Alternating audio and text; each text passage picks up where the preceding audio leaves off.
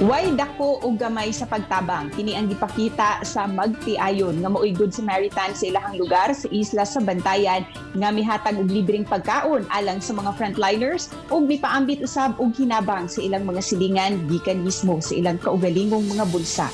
Ang report ni Femery Dumabo.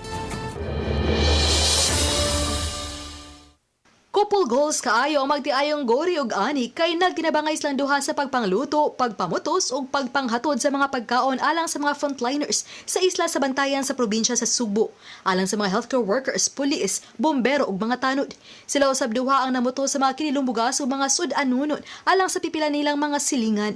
Gisugdan nila ang pagka-Good Samaritan niadtong Marso 30 lang. Ang mas nakanindot migamit sila sa kagalingon nilang salapi ug wa magsalig sa donasyon sa ilang gigastos sa pagtabang.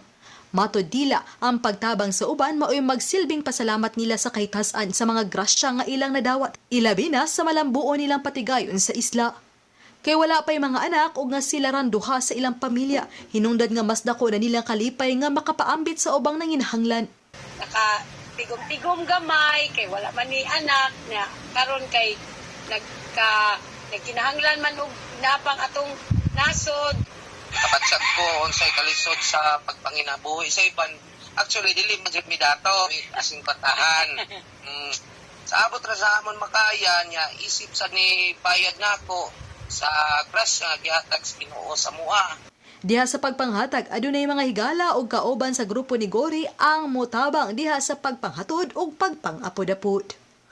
Uban ni Cleofer Lumayag, ako si Femery Dumabok, Balitang Bisdak.